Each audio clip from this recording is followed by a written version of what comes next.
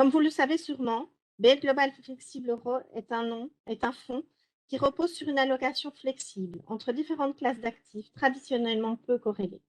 L'objectif du fonds est de générer un rendement réel ajusté de l'inflation positif sur le moyen terme, avec une attention particulière portée à la réduction du risque de baisse en période de correction boursière.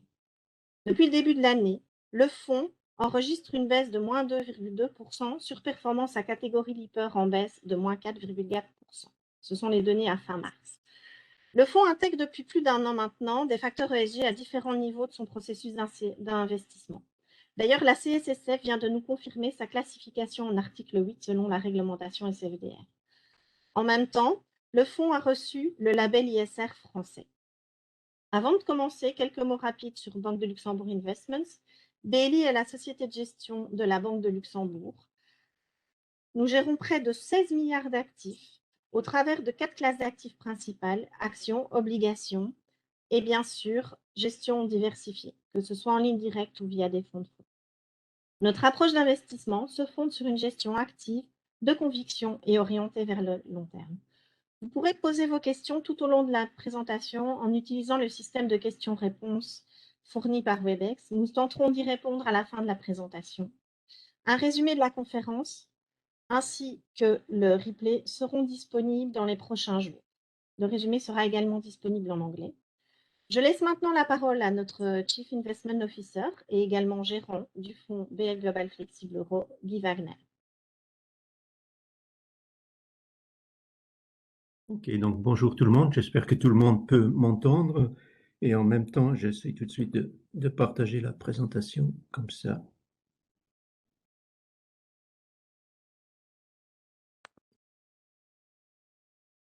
Voilà, donc j'espère que tout le monde voit très bien la présentation. Donc tout d'abord un message de compliance, donc s'il y a bien une présentation, une communication publicitaire, etc. Donc je vous invite à justement tenir compte de ce petit message.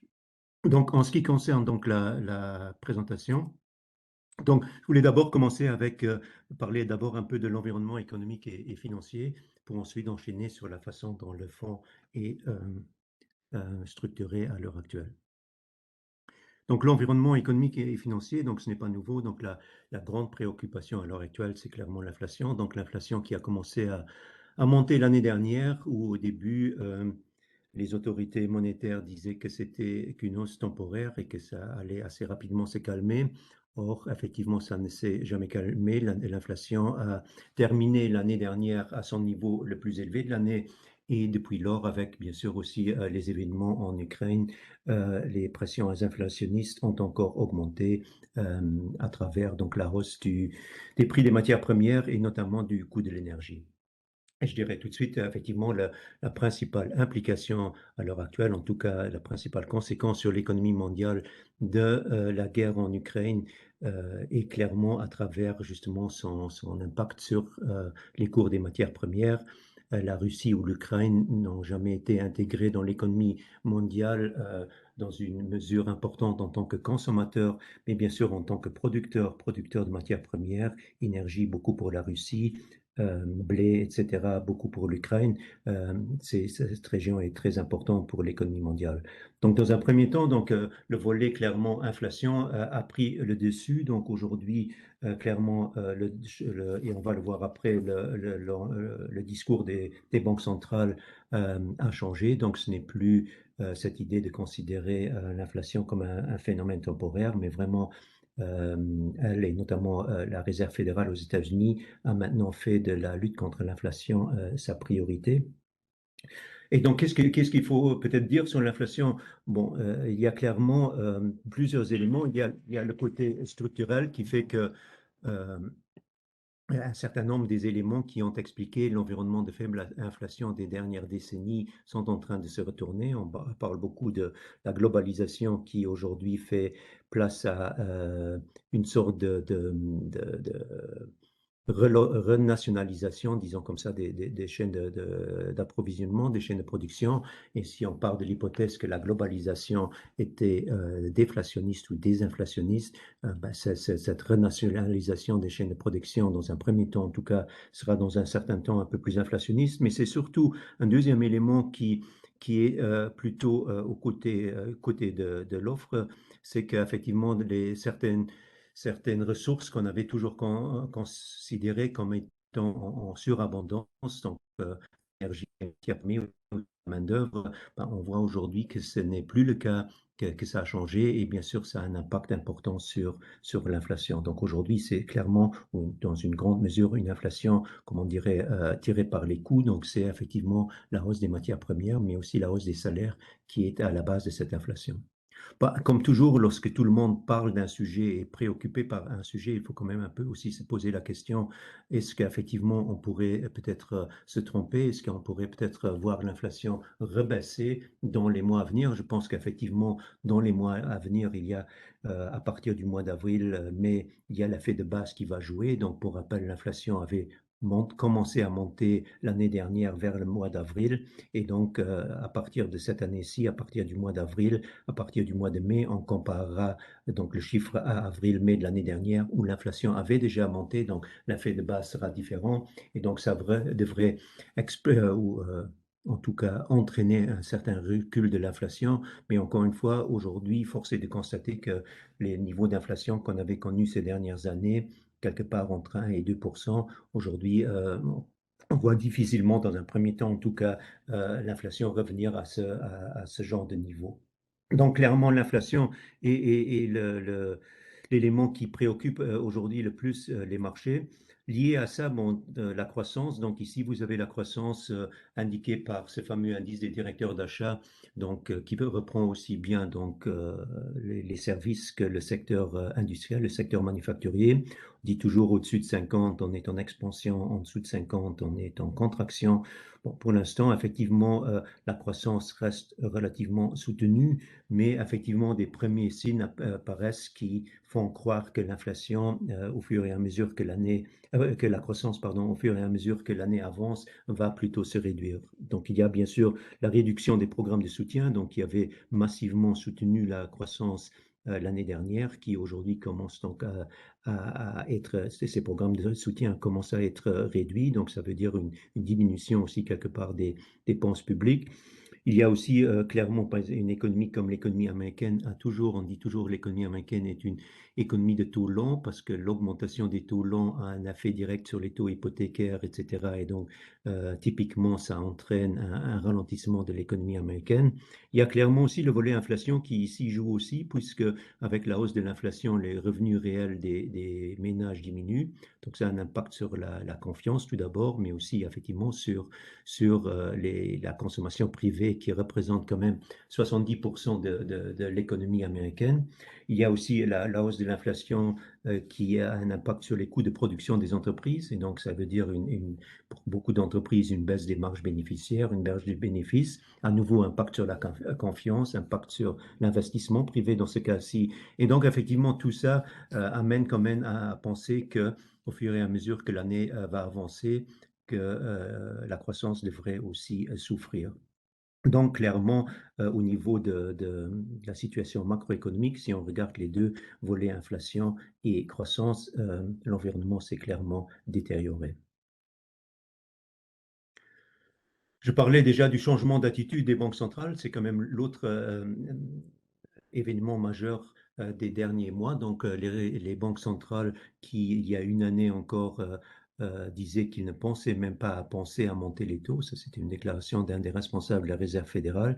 Et aujourd'hui, effectivement, le discours a complètement changé. Aujourd'hui, on n'exclut même plus des hausses de 50 points de base. Ici, le graphique vous montre simplement les anticipations sur l'évolution des taux directeurs de la Réserve fédérale, les anticipations qui aussi sont en train de changer, donc vers un resserrement encore plus agressif. Donc de ce point de vue, donc clairement un changement, on pourrait presque dire de 120 degrés, 180 degrés de l'attitude des banques centrales, en tout cas de la Réserve fédérale aux États-Unis, mais même pour les autres banques centrales et même pour la Banque centrale européenne.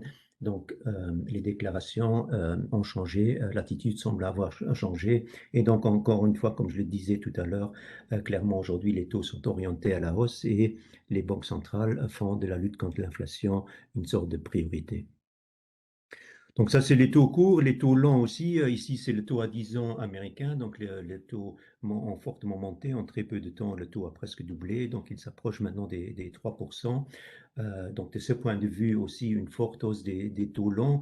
À noter que la courbe des taux, malgré la hausse des taux longs, la courbe des taux est devenue très plate parce que lorsqu'on parle de la courbe des taux, on regarde souvent l'écart entre les taux à 10 ans et le taux à 2 ans.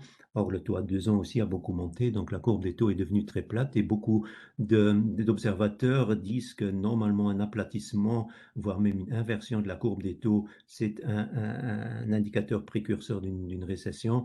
Donc, beaucoup d'observateurs à nouveau euh, interprètent cet aplatissement de la courbe des taux, voire même ce début d'inversion de la courbe des taux, comme un signe que l'économie américaine pourrait entrer en récession dans quelques 12 à 18 mois. Donc, clairement, de ce point de vue, encore une fois, une situation qui a complètement changé au niveau des taux. Maintenant, la question, clairement, c'est de dire jusqu'où les taux vont monter. C'est clair que ici, on voit un taux à 10 ans qui est en dessous de 3%, alors que le dernier chiffre sur l'inflation était de 8,5%. Donc, on pourrait dire si les taux doivent rattraper l'inflation, ben, les taux devront, soit l'inflation doit beaucoup baisser, soit les taux devront encore beaucoup monter. Ici, notre hypothèse de travail reste quand même que la hausse des taux restera quelque part limitée et elle sera limitée par le niveau d'endettement très élevé qu'on a aujourd'hui dans l'économie mondiale. Ici, graphique que j'ai souvent montré dans mes présentations, c'est la dette totale hors secteur financier en pourcentage du produit intérieur brut. On voit qu'on a une dette historiquement élevée et a priori, le bon sens voudrait que dans une économie mondiale qui est fortement endettée, ben, le coût de la dette, donc les taux d'intérêt, ne pourront pas trop monter, sinon on aura des accidents. D'ailleurs, il faut noter qu'au cours des 30 dernières années, à chaque fois qu'il y a eu une remontée notable des taux longs américains, il y a eu un ralentissement, mais il y a surtout aussi eu un accident financier qui ensuite a fait rebaisser les taux. Donc notre hypothèse de travail, en tout cas, reste quand même que même si les taux aujourd'hui sont orientés à la hausse, cette hausse des taux ne pourra pas aller extrêmement loin. Et bien sûr, comme toute hypothèse de travail, éventuellement, elle devra être régulièrement, voir si elle tient encore la route, mais pour l'instant, ça reste clairement notre hypothèse de travail. Donc, a priori, on reste dans un environnement où les taux d'intérêt resteront quand même relativement faibles. Si vous avez le taux moyen dans les pays industrialisés, donc c'est toute échéance confondue, en orange, c'est en nominal et en bleu, c'est en réel, et c'est surtout le bleu ici qui m'intéresse.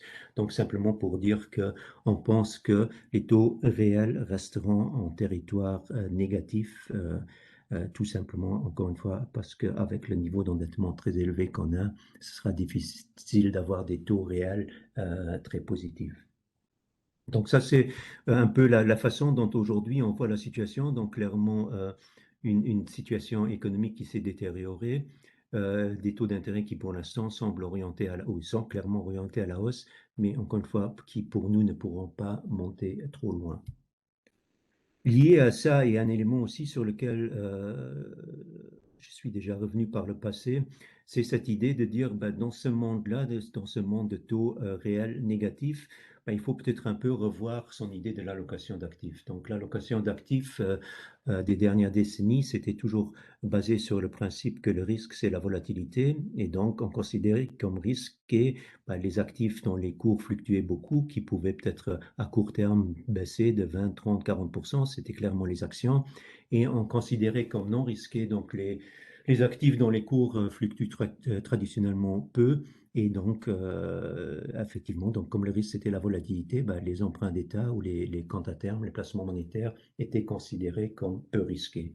Et au milieu, quelque part, il y a les autres actifs, comme par exemple l'or qui, par moment, était risqué, par le moment, était peu risqué. Mais encore une fois, tout ça était basé sur cette idée de le risque égal. La définition du risque, c'est la volatilité.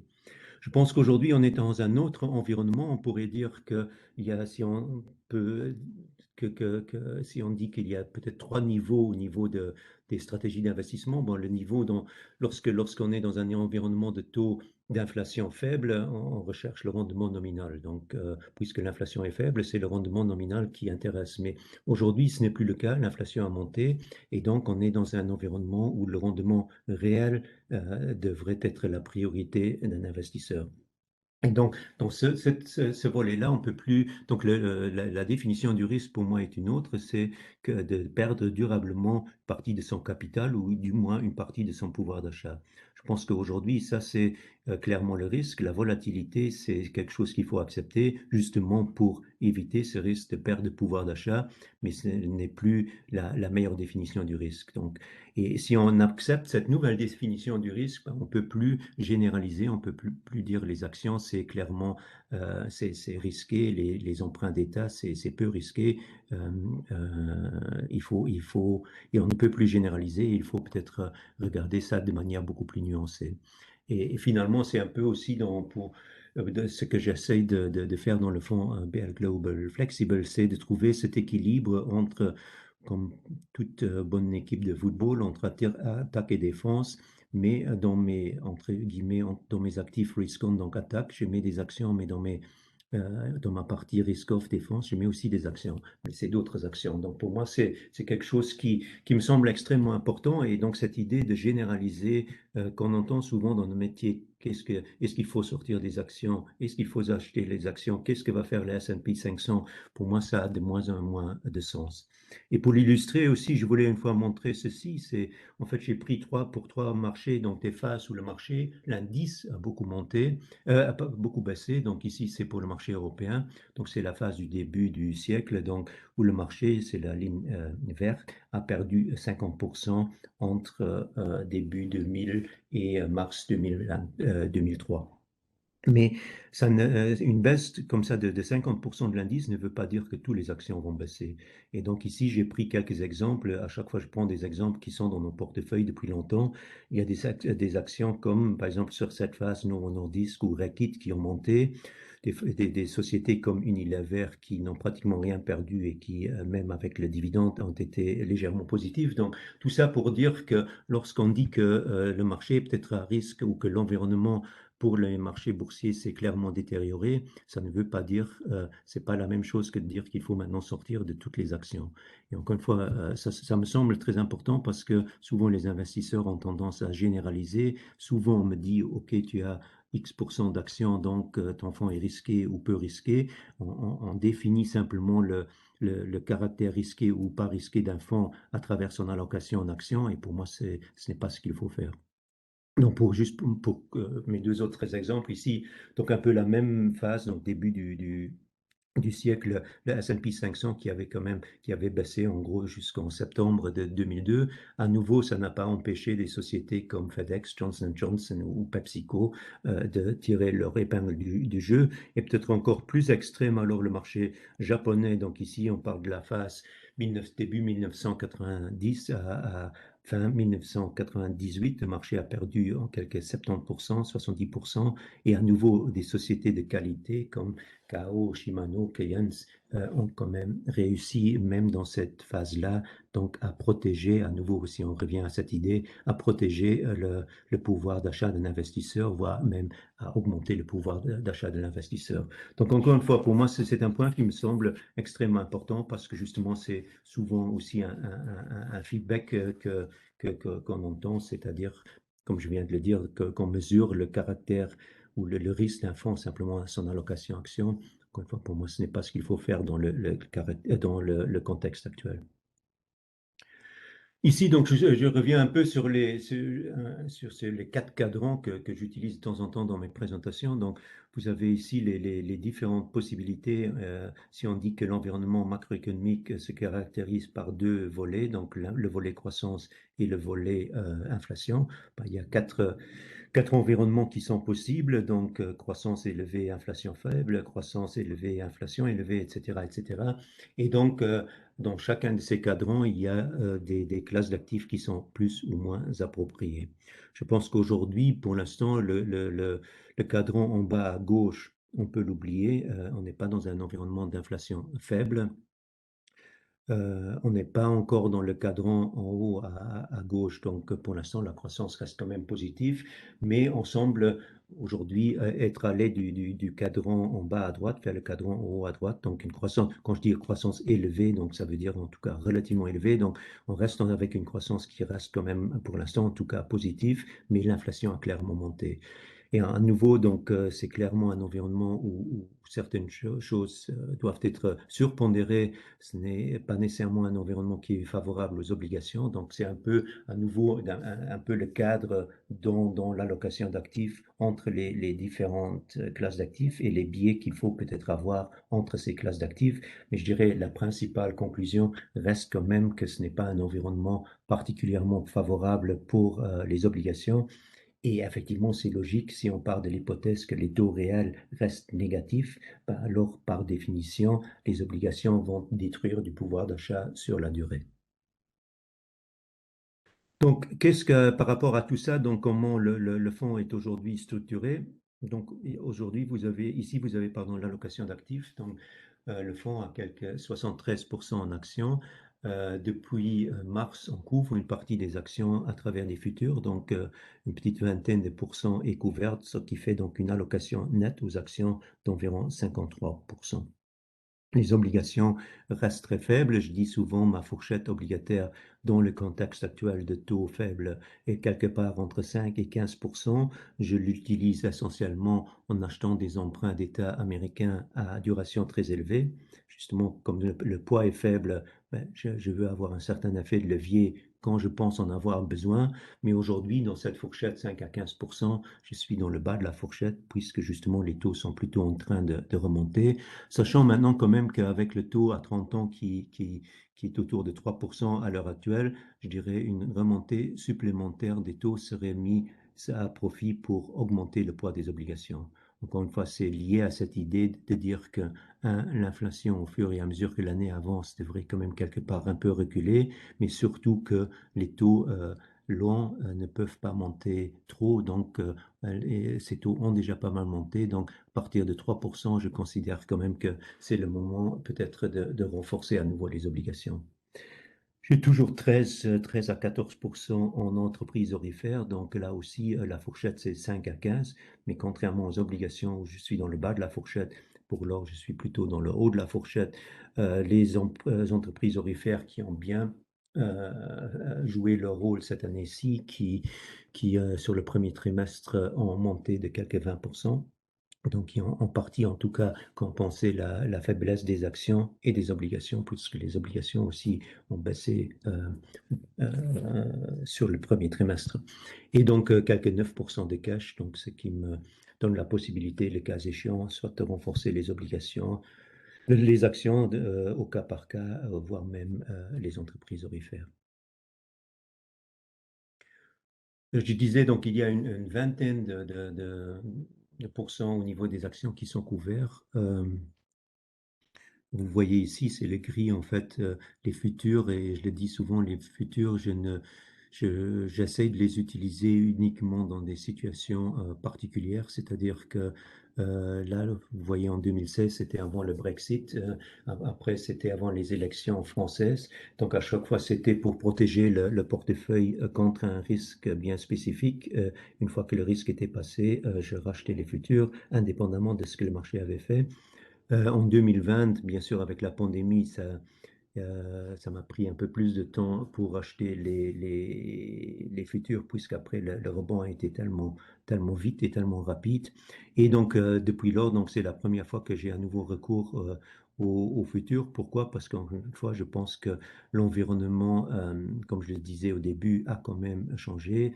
Il s'est détérioré au niveau macroéconomique, mais aussi pour les actions, puisqu'effectivement, avec la hausse des taux d'intérêt, avec l'augmentation de l'inflation, avec à moyen terme peut-être le risque d'un ralentissement de la conjoncture, ben, l'environnement, tout ça arrivant à un moment où les marchés avaient beaucoup monté l'année dernière, où les multiples de valorisation sont relativement élevés, m'incite quand même à une certaine prudence et j'ai préféré justement couvrir en vendant des futurs plutôt qu'en diminuer le poids des actions au niveau brut.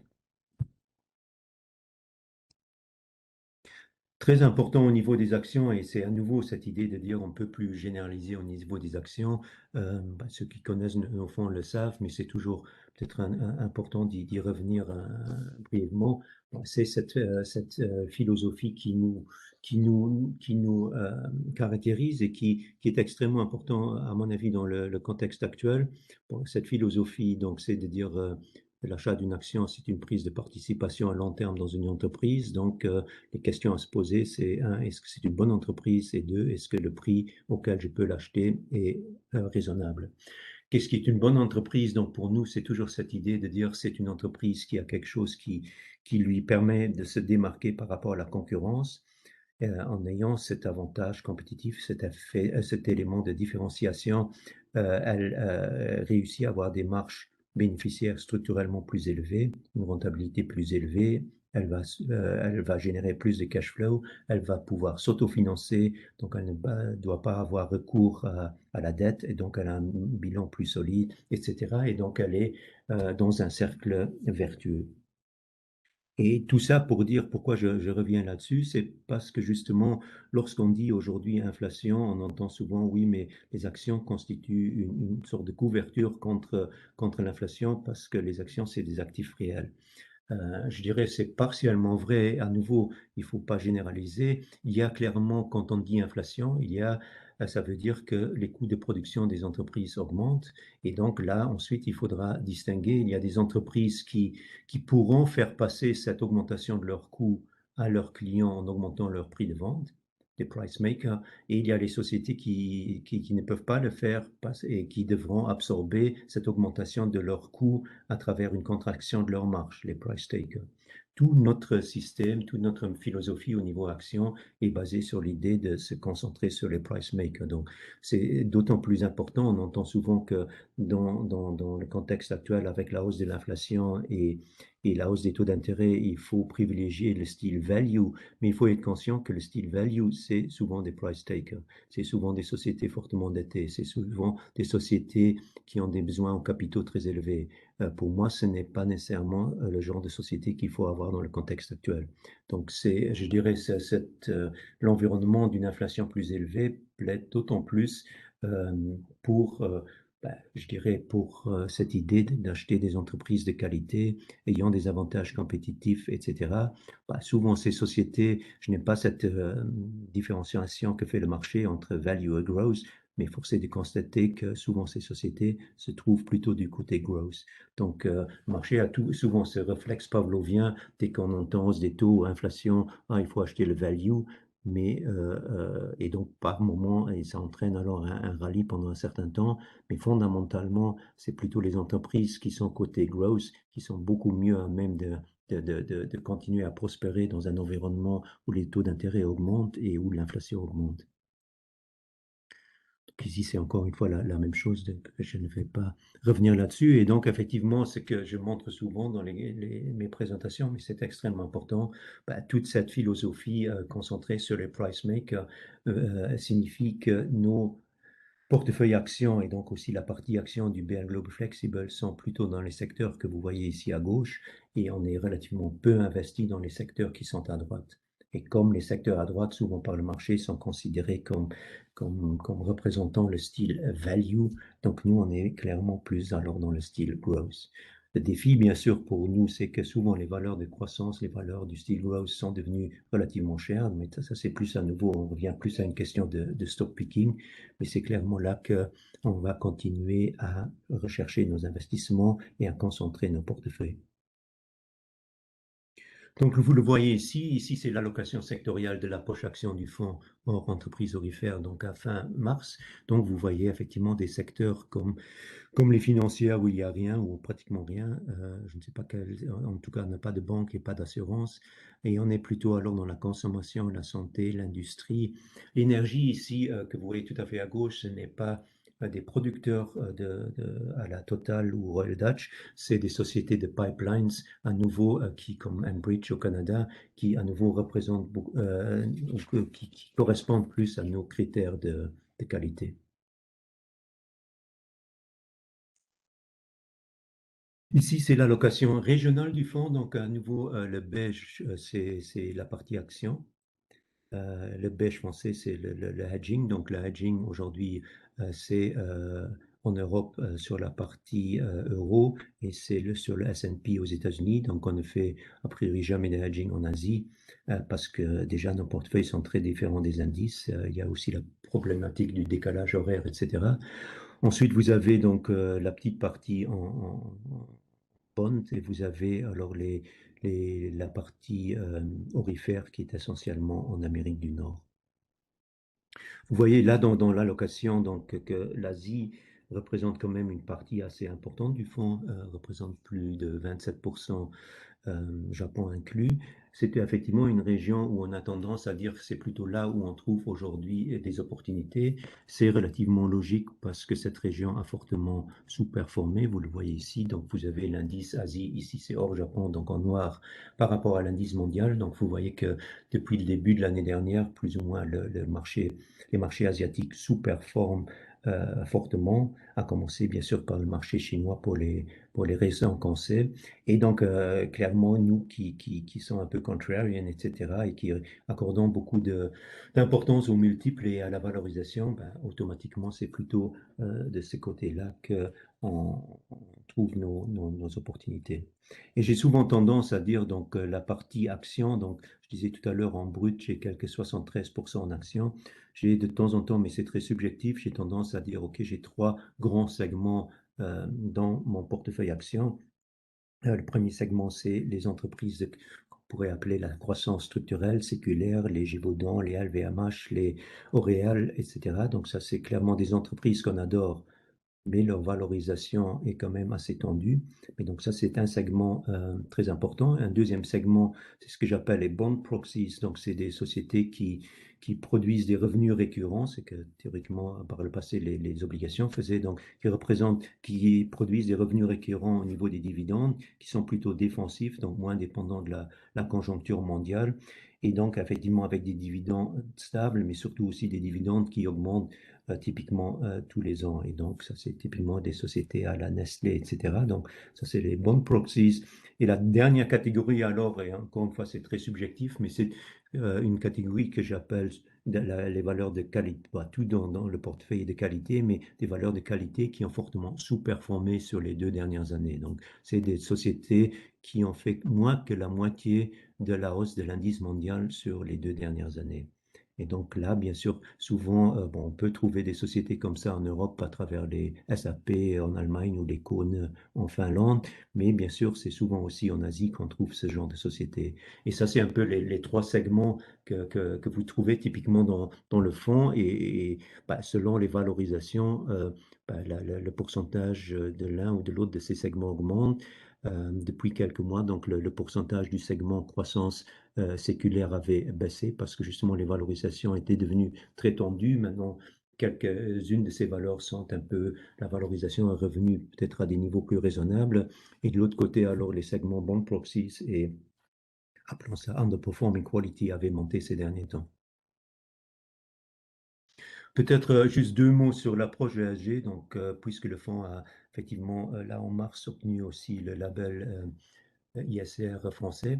Donc ici, vous avez juste une autre approche ESG en quelques idées. Donc, c'est de toute façon un work in progress. On continue de la peaufiner et de l'améliorer régulièrement. Donc, il y a les exclusions etc. Tout ce qui se passe avant l'investissement. Je ne vais pas maintenant lire le slide en détail, mais vous l'avez devant vous. Ensuite, durant l'analyse et après l'analyse, ce qui peut-être aussi très important, c'est que justement le profil ESG de l'entreprise est intégré dans notre modèle de valorisation. Donc, dans le modèle de valorisation, clairement, il y a un cost of equity, un coût du capital pour l'entreprise. Pour les entreprises qui ont un bon rating ESG, ben, elles sont un peu favorisées au niveau de ce cost of equity, c'est-à-dire qu'on utilise un cost of equity légèrement inférieur.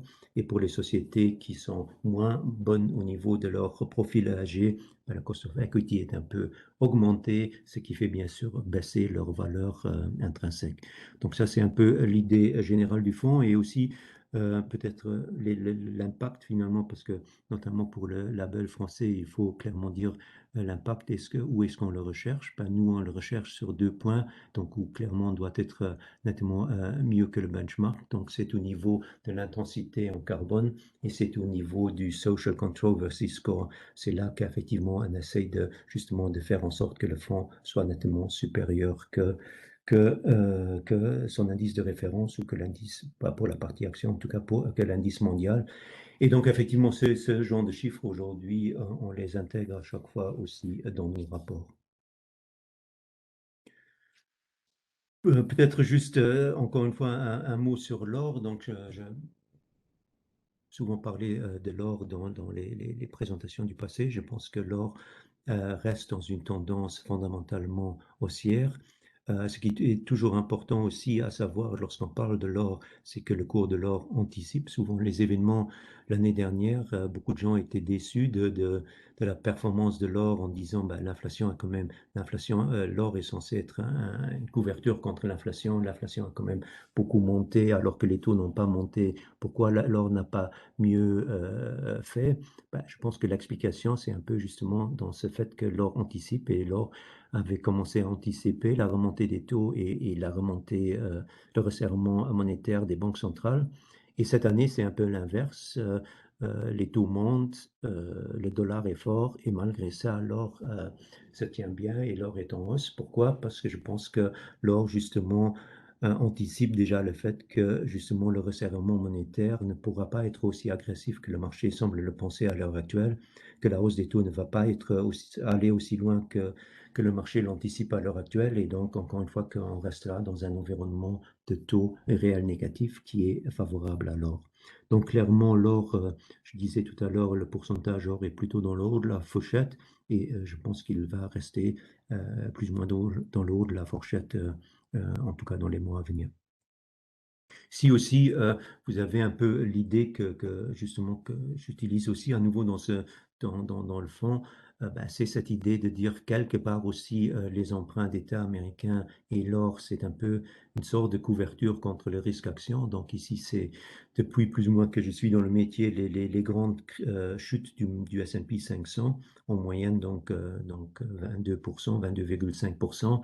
Et pendant ces phases-là, généralement, bah, les obligations et l'or avaient des performances positives, n'ont peut-être pas entièrement compensé la baisse des actions, mais en tout cas ont réussi à limiter les dégâts dans un portefeuille.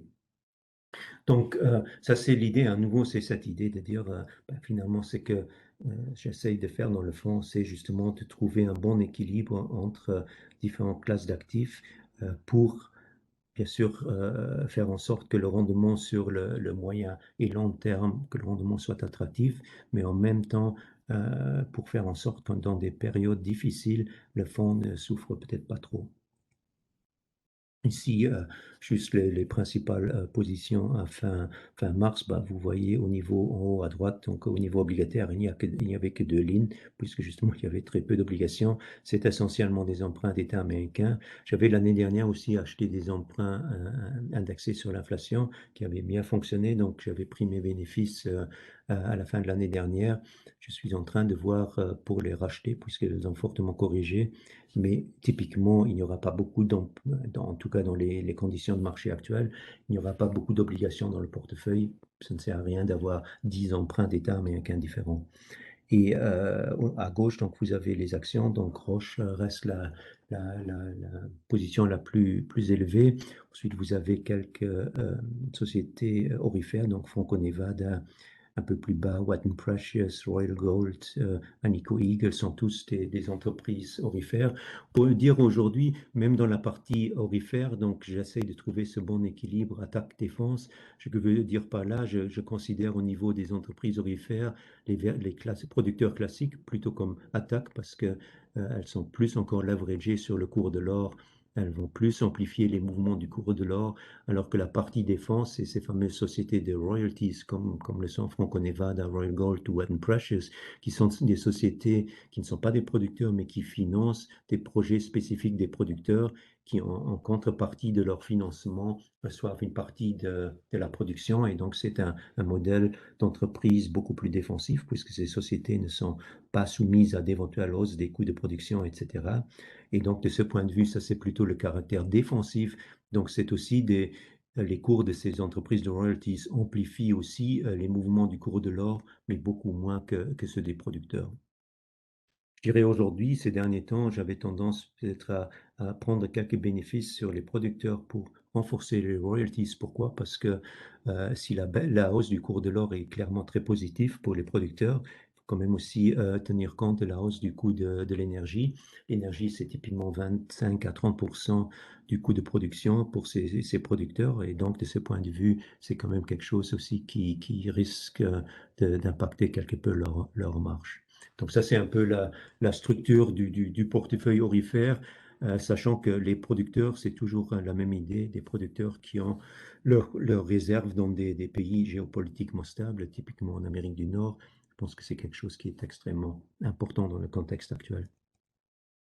Et alors, l'allocation de devises, peut-être pour clôturer, donc l'allocation de devises, peut-être les deux points sur lesquels j'insiste à chaque fois. Donc, le premier, c'est qu'on ne se considère pas du tout comme des spécialistes sur les devises. Je pense toujours que les discussions sur où va le dollar, c'est des discussions intéressantes autour d'une bière dans un bistrot, mais a priori, c'est des discussions qui finalement, pour moi, ne repose pas sur grand-chose parce que, sincèrement, dans le contexte actuel, on peut construire aussi bien un scénario positif qu'un scénario négatif sur le dollar. Donc, pour moi, ce qui m'importe, c'est deux choses. C'est tout d'abord dans la construction du portefeuille avec cet équilibre actif-attaque, actif-défense. Certaines devises ont un rôle important à jouer côté défense. C'est typiquement le franc suisse ou les yens, qui sont typiquement des monnaies risk-off, donc qui ont tendance à s'apprécier lorsque les cours boursiers baissent. Et donc, de ce point de vue, protège quelque part le portefeuille. Et donc, ces deux devises représentent quand même 26%, 27% du portefeuille, lié aussi au fait que j'ai pas mal d'actions suisses et japonaises dans le portefeuille. Et l'autre élément, c'est que le fonds est quand même un fonds qui est exprimé en euros. La performance est calculée en euros. Or, vous voyez la première barre à gauche, je n'ai pas tellement d'investissement en euros, 15%, parce que la partie obligataire, pour l'instant, il n'y a pas d'obligation en euros. La partie or, il n'y a pas d'investissement en euros. Donc, effectivement, la partie euro pour un fonds qui est quand même exprimé en euros avec 15% est très faible. Et donc, j'aimerais quand même à faire en sorte que cette partie représente, que la monnaie de référence dans le fonds représente quand même quelque part autour de 30% minimum du fonds pour éviter d'avoir une volatilité trop importante venant du côté devise. Et donc, ce qui fait que je couvre, pour arriver à ces 30%, je dois bien couvrir une autre monnaie. Et la monnaie que je couvre, c'est le dollar. Pourquoi le dollar? Parce que bah, déjà, la partie dollar est élevée avec plus de 25% en dollars lui-même, mais comme à droite du dollar, le dollar de Hong Kong est directement lié au dollar américain, donc on est déjà à 31-32%. Et ensuite, certaines devises asiatiques sont aussi liées au dollar. Donc, l'exposition au dollar est relativement élevée. Et donc, c'est sur le dollar, alors que j'ai porté mon choix pour couvrir une partie de cette exposition afin de pouvoir faire remonter le poids de l'euro. Comme le dollar est relativement élevé, donc a priori ça ne me dérange pas trop de le faire à l'heure actuelle et j'ai même encore quelque peu renforcé justement la couverture maintenant sur le dollar autour des 1,08, plus ou moins sur le niveau actuel, plus ou moins du cours de change dollar-euro. Donc ça, c'est un peu l'idée, mais encore une fois, ce n'est pas non plus une idée de dire je suis particulièrement négatif sur le dollar, c'est simplement cette idée de vouloir renforcer le poids de l'euro dans le portefeuille. Voilà, cela termine plus ou moins mon exposé. Donc, au niveau du premier trimestre, donc, ce qu'on peut dire, c'est qu'il y a clairement, si on regarde simplement les classes d'actifs, clairement au niveau des actions et des obligations, et les obligations, c'est très faible, c'était plus négatif, compensé partiellement par la bonne performance de l'or et de certaines devises, comme notamment aussi le franc suisse. Au niveau des actions, il faut à nouveau quand même distinguer. Donc, par exemple, au 1er en janvier, lorsque les marchés baissaient, la partie Asie avait une contribution positive, parce qu'effectivement, les marchés asiatiques ont très bien démarré. L'année ensuite, effectivement, ça s'est un peu retourné. Donc, pardon, février et mars étaient plus négatifs pour la partie Asie hors Japon, mais alors le Japon a relativement bien tenu la route, le Japon qui a peu perdu euh, pendant cette phase-là. Donc, à nouveau, donc, au niveau, on peut généraliser les classes d'actifs et donner cette idée générale, mais derrière, il y a quand même effectivement le caractère, je dirais, plus défensif, traditionnellement plus défensif de mon portefeuille action, la partie aurifère, le bon comportement de l'une ou l'autre action qui ont permis de limiter les dégâts et de faire en sorte que, en fin mars, le fonds n'a pas trop souffert. Voilà, je vais m'arrêter là et peut-être passer aux questions éventuelles s'il y en a. Merci beaucoup. Merci beaucoup, Guy. Alors, pour le moment, il n'y a pas de questions. Donc, si vous avez des questions, vous pouvez encore le faire en utilisant le système de questions-réponses de WebEx. Si jamais vous en avez qui arrivent un peu plus tard, n'hésitez pas non plus à les envoyer à votre responsable commercial qui fera suivre et on se fera un plaisir d'y répondre par email. Alors, une question vient justement d'arriver. Je la lis, Guy. Le dollar et l'euro seront-ils encore une devise de référence vu le contexte actuel avec la Russie et la volonté de la Chine de monter en puissance au niveau mondial? N'est-on pas au tournant d'un nouvel ordre mondial? Ah oui, ça c'est une bonne question, une question fascinante. Effectivement, moi je pense aussi que le système financier qu'on a connu finalement, notamment ces 50 dernières années, depuis la fin de l'ère or, si on veut, touche à sa fin. Il faudra tôt ou tard qu'effectivement on remette un peu on recrée une situation où on pourra à nouveau commencer à évoluer à partir d'une base qui sera assainie.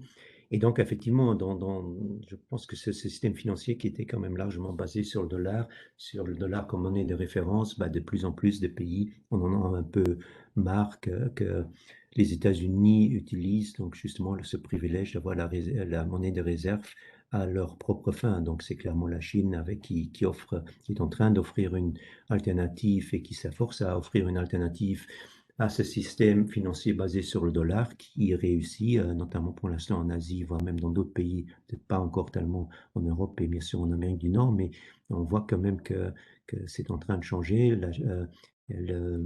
Certains contrats sur les matières premières aujourd'hui entre la Chine, la Russie, l'Arabie saoudite qui sont exprimés en yuan. Et souvent derrière le yuan, quelque part, il y a aussi à nouveau l'or qui réapparaît. Donc je pense effectivement que ce système est en train de changer. Et effectivement, lorsqu'on dit que le dollar est fort, c'est aujourd'hui le dollar est fort par rapport à l'euro. Il y a d'autres phases où l'euro est fort par rapport au dollar, mais finalement le dollar est faible par rapport à ce qui finalement est important pour l'économie. Le dollar est faible par rapport au coût du pétrole, etc. Donc c'est ça finalement qui est beaucoup plus important que simplement l'évolution des relatives des monnaies entre elles. Mais je dirais cette question est fascinante et on pourrait y discuter longuement, mais effectivement, je pense que effectivement, c'est une question qu'il faut se poser de plus en plus. Et je dirais quelque part aussi, ça me renforce en fait dans mon opinion positive sur l'or, parce que je pense que, encore une fois, dans ce nouveau, on va voir comment les choses vont évoluer, mais que dans ce nouveau système, l'or pourrait à nouveau jouer un rôle plus important.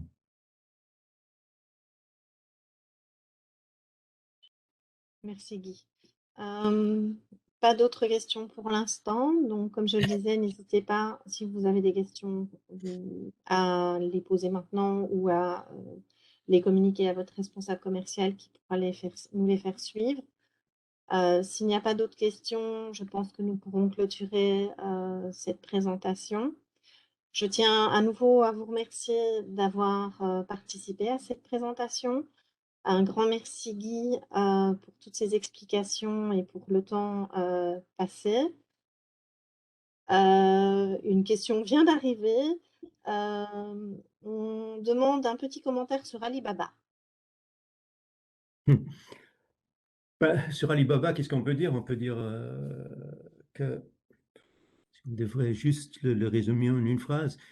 C'est à moins de penser que la Chine est devenu un marché dans lequel on ne peut pas investir parce qu'il y a trop d'incertitudes, parce que peut-être les actionnaires, et notamment les actionnaires privés, ne sont peut-être pas traités de la façon qu'on aimerait qu'ils soient traités. Donc de considérer quelque part, comme certains le font, et c'est à la rigueur légitime, de dire les actions chinoises, le marché chinois, c'est uninvestable, donc c'est quelque chose un peu comme la Russie. À l'heure actuelle, on ne peut pas investir dedans pour ces raisons-là. Bon, à moins de penser cela, je pense qu'Alibaba au cours actuel est une opportunité. Donc Alibaba représente 2% dans le portefeuille. Donc dans la faiblesse, on avait racheté la position.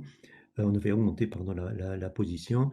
C'est une société qui reste incontournable. Moi, personnellement, je pense que la Chine, les autorités chinoises ne veulent pas détruire le secteur privé. Au contraire, elles ont besoin d'un secteur privé dynamique pour atteindre leurs objectifs de croissance, mais elles ont voulu recalibrer certaines choses. Elles ont récemment dit que ce recalibrage, en tout cas pour les sociétés à la Alibaba, touche à sa fin. Donc, à moins de penser que ça va continuer et que finalement, on autorisera plus ces sociétés à générer la rentabilité qu'elles génèrent, etc. À moins de penser cela, je pense qu'à Alibaba, au cours actuel, la valorisation est très attrayante. Merci Guy. Plus de questions, donc je pense qu'on va pouvoir clôturer cette présentation. Encore merci Guy pour ces explications et pour ton temps. Merci. Merci à tous d'avoir assisté à cette présentation. Comme je le disais, nous vous enverrons très prochainement le lien vers le replay de la présentation ainsi que vers le compte-rendu écrit. Dans l'intervalle, passez une excellente journée et une excellente semaine. Merci beaucoup. Merci beaucoup. Merci Françoise. Au revoir. Au revoir.